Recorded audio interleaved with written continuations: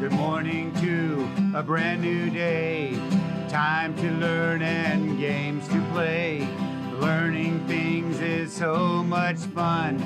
Learning is good for everyone.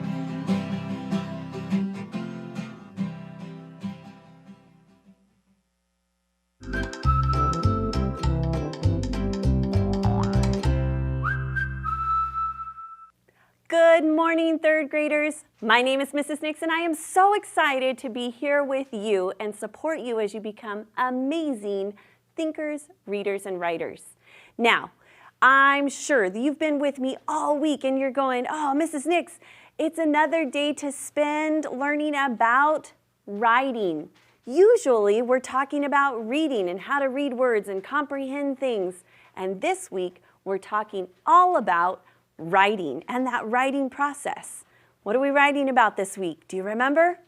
That's right, a book review. So here's a quick reminder. If you need a book, you can check out a book through your local county library, your school library, or go online to the app Sora and check it out for free, especially here in Fresno Unified.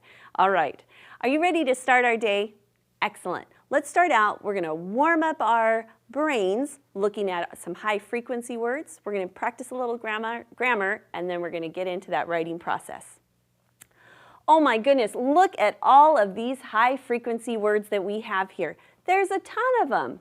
But you know what? Don't fret, because remember, these are all the words that we've been practicing the last 5 weeks. This is how much work you've been doing. I'm so proud of you. Great job. We're going to go through, we're going to read these top 10 of them together. And if you notice something here and you think to yourself, oh, you know what? It's been a while. I could maybe use a little brushing up on it. That's okay. It's totally okay. Write it down, practice, use it in a sentence, and you'll get it. All right, you ready to start? Okay, I'm going to read them here in the studio, and you read them at home, big and loud. Let's do it together. Here we go. Big, because, black, been, before, blue, best, both, bring, and better. Nicely done, third grade. Fantastic work. Okay, let's dig into some of our grammar today. Now, we've been talking about pronouns, and a pronoun is simply a word that can take the place of a noun. We use them to make our sentences more interesting as we're writing, because we don't always want to say, my dog likes to play fetch. My dog runs in the morning. My dog jumps off the couch. If we keep saying my dog, it's going to sound so boring. So we use pronouns to help us with our sentences and make them more interesting. Now, there are some rules with pronouns and some things that we need to be aware of as writers. And so we're going to practice some of that today. So here we go. Today, we're going to talk about that some possessive pronouns can stand alone. Possessive pronouns that can stand alone include mine, your, his, hers, its, ours, and theirs. Here's an example. This jacket is his. We didn't have to say anything more. We could just end the sentence. Is this locker yours?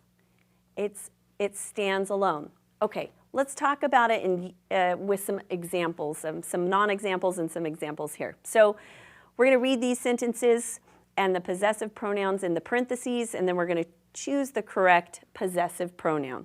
All right, so we have our and ours. Okay, the students in, would we say ours class? No, we would say our class. So the students in our class are painting pictures of sea life. Okay, so this our does not stand alone. Ours does. Let's watch.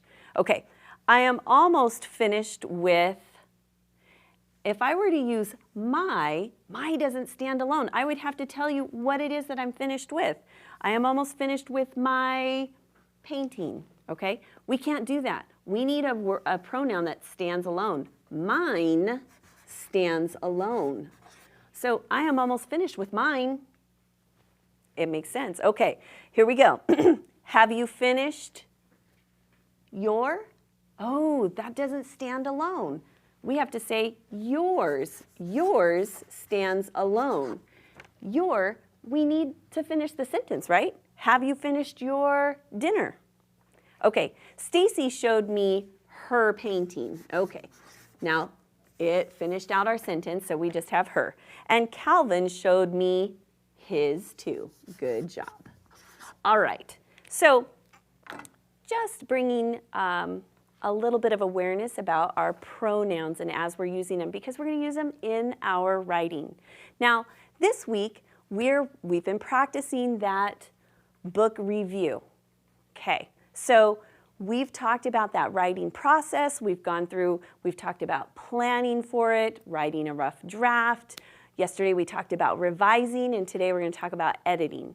But let's just do a quick review of what a book review is. A book review states the author's opinion about the book, provides a short summary about the book. Don't tell all the details, don't give away the ending.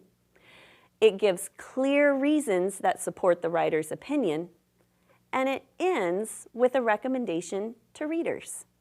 Do you want them to read the story or not read the story? Okay, so this next piece, when I say that we're in that writing process, and I'm going to grab my chart over here, in the writing process, we're on to the editing piece. And so editing really has to do with correcting our spelling mistakes and and errors and things like that, some grammar. Okay, so when we are doing that, it's really helpful. I'm going to move that out of the way for just a second. It's really helpful to have an editing checklist. Now, I know that this is down here. It's a little bit small to look at, but let's talk about some of the things that are on here. Do all of the sentences have proper punctuation? Are all book titles italicized or underlined? And we're going to talk about that today. Are the verb tenses all correct? Is there proper subject-verb agreement, and are there any spelling errors? So today, we're actually going to look at this example writing the book review, and we're going to look for some of these errors and we're going to correct them. I'm going to show you how to do that today using our checklist and then mark it up, and then we're going to talk about some things that you can think about as you go through and you start to edit your own writing. Okay, so the first thing that we really want to look for are some of those spelling errors. Now, to do that, we have to go back and we have to reread our writing again because we're looking for those errors. Okay, so let's read it together and see if we can find some of those errors. Okay, Antarctica, Life in the Cold. I just finished reading Antarctica, Life in the Cold. Ooh, I want to stop right there. That reminds me. Remember how we talked about on our editing checklist, it says, are all book titles italicized or underlined? I know that I am going to type this, so I want to remind myself, and so I kind of made it look fancy. Do you see where I made it look fancy right there? It's kind of written in italicized. That's to remind me when I type it that I make it look like in italics. Okay, so I just wanted to put that there. I remember I marked that spot. Okay, I just finished reading Antarctica, Life in the Cold, a book about wildlife in the Arctic. I usually is spelled wrong. So I can quickly just go through and let's fix it, right? Right here on the paper. I'm not doing anything fancy. You can put little Post-it notes over it just like I did, or you can just write on the paper, however you want to do it.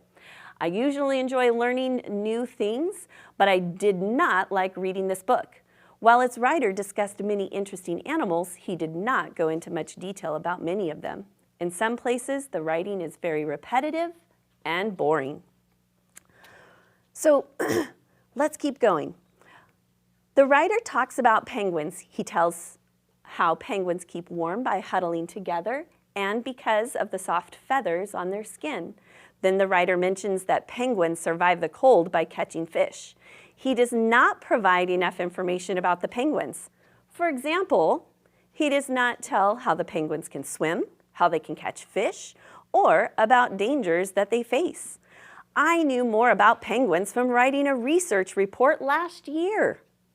Next, the writer talks about seals.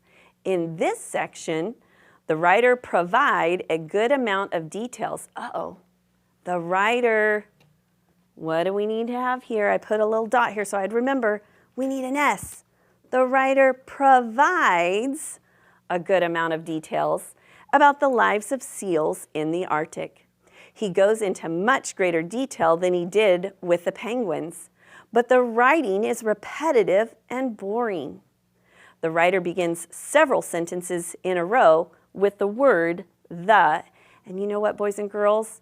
I want to make sure that I underline that word because it's almost like saying that's the exact thing that he was saying every single time. All right. Finally, the writer talks about whales. He tells about how they keep warm, how they breathe, and what they eat. Instead of trying to make this section interesting, the writer really just wants to list facts. I would not recommend Antarctica life in the cold. And you know what? I'm going to do the same thing I did on the front and remind myself I need to make sure that that's in italics because the writing is weak and there is not a whole lot of information about wildlife in Antarctica. Many other books are available. Ooh, available. How do we spell available? Let's fix it. Available about these animals, and you could find more interesting information on the web. So, this time we went back, we used our editing checklist to go through and talk about some of those errors that we could find, but I also want to have a few things for you to think about as you go and you start to edit your own book review draft. Okay, so remember, you're going to proofread it. You're going to read every word again. Okay, you're correcting mistakes for spelling, punctuation, capitalization, and grammar. Just mark it right on that draft. You don't have to rewrite the whole thing. Just mark it up. Now, here's a little thing about spell checkers. This is just a good reminder. Many of them are not going to find wrong words. For example, like the word there, it's a homophone. So you might have the wrong homophone. You might have T-H-E-R-E when you meant to have T-H-E-Y''re. And your computer's not going to catch that. So just be aware of that. Next, you want to use that editing checklist and do a peer review, have somebody else look at it and practice it. And then once you get your information or once you get your draft back from your peer or your family member, it's time for you to go through and fix the errors. And tomorrow, we're going to talk about that last step. So, today, third grade, I just want to say thanks for hanging out with me as you're getting ready for school. And remember, you are responsible for your learning success. So listen, ask questions, and share your ideas because together we can do so much more. I can't wait to hear about your book review that you've been working on. In fact, if you share it with me, you can send it to the studio, and I'd love to hear about it, and I will send you a book in the mail. All right, you have a fantastic afternoon, and I look forward to seeing you back here tomorrow. Take care. Bye-bye.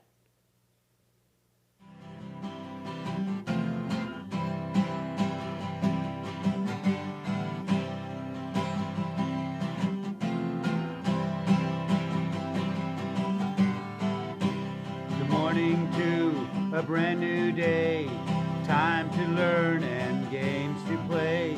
Learning things is so much fun. Learning is good for everyone.